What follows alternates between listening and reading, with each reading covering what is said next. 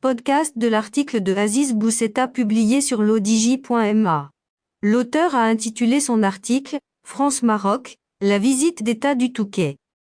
Il commence son article ainsi. Le Maroc respire. Après sa visite officielle et d'amitié en Algérie, le président de la République française Emmanuel Macron a eu une pensée pour le Maroc. Il y viendra, il l'a dit, il l'a promis, pour octobre. C'est acté. Hourra!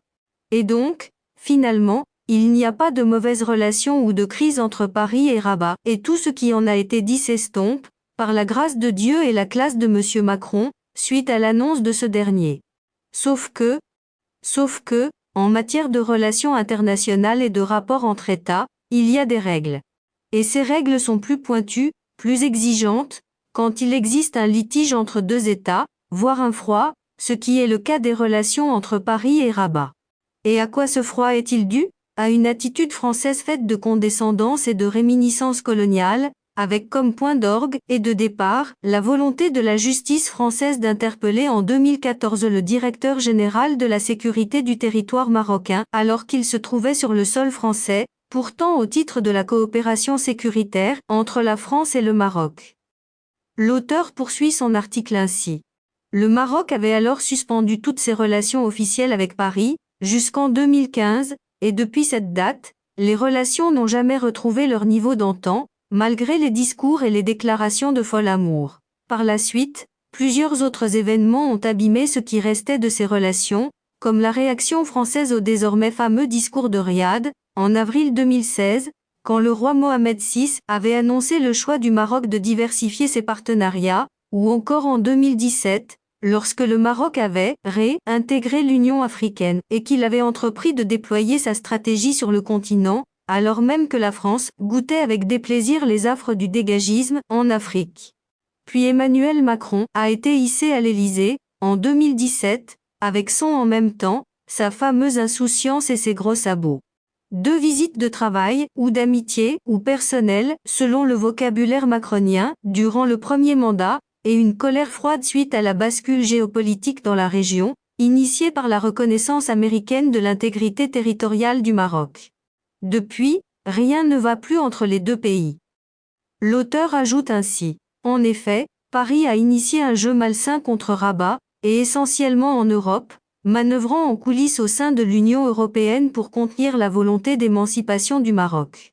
Les différents arrêts de la Cour de justice européenne ou du Parlement de Strasbourg ne peuvent advenir sans une bénédiction publiquement muette mais discrètement ferme de Paris et de Berlin. Car, malgré ce que l'on dit, aucun organisme européen n'est autonome dans ses décisions et il faut être aussi naïf qu'un Européen pour croire le contraire. Puis les actes inamicaux ont commencé, vote contre le Maroc au Parlement européen en mai 2021, lors de la crise avec l'Espagne, avec une position du parti présidentiel français, qui ne laissait la place à aucun doute, attitude hautaine et distante de Jean-Yves Le Drian à l'égard de Rabat, maintien d'une position opaque sur le Sahara, utilisée comme une longe par Paris, fuite d'informations concernant le Maroc, images, photos, instrumentalisation des médias du service public contre Rabat lors de l'affaire Pegasus, activation des réseaux naïvement francophiles au Maroc, ils se reconnaîtront, s'ils le peuvent. Pour sa part, Rabat réagit à tout cela en effeuillant la présence française, sur son sol, à travers un ensemble d'actions, qu'il est inutile de développer ici. Puis, suite aux spectaculaires évolutions diplomatiques espagnoles et allemandes et au renforcement des liens du Maroc avec Washington et Tel Aviv, et, dans une moindre mesure avec Moscou et Pékin, toujours le discours de Riyad, Paris accélère, barbouzerie en tout genre, restrictions brutales et se voulant humiliantes sur les visas, organisation accrue de fuites et autres indiscrétions concernant le Maroc, et déplacement remarqué d'Emmanuel Macron en Algérie, voyage qui coïncide avec les aventures de Brahim Ghali et de Kais Saïd à Tunis, étant entendu qu'en relations internationales, la coïncidence n'existe pas, surtout quand on sait la dépendance des deux compères envers Alger, où les présidents français et algériens rivalisaient au même moment de roucoulement amoureux.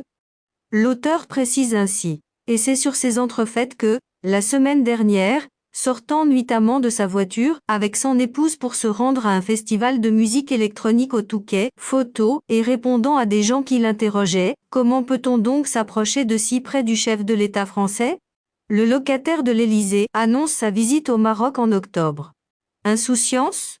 Inconscience? Irrespect? Provocation? Ou simple maladresse? Toujours est-il que même si cette visite était négociée entre les deux États, ce qui serait surprenant, la sortie d'Emmanuel Macron y aura mis un coup d'arrêt.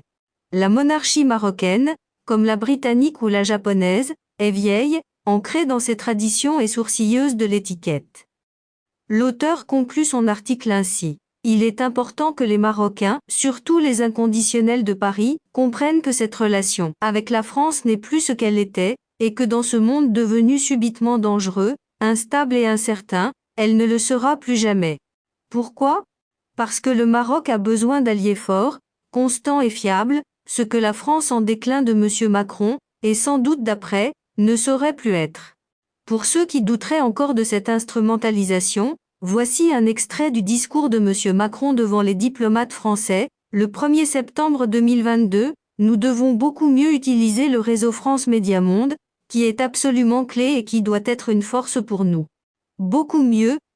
Rédigé par Aziz Boussetta, élu par l'intelligence artificielle de l'ODJ Media. N'oubliez pas de télécharger notre application l'ODJ mobile sur Android et iOS, et de vous abonner à notre chaîne YouTube l'ODJ TV, si vous souhaitez être au courant des dernières actualités, podcasts et émissions télévisées.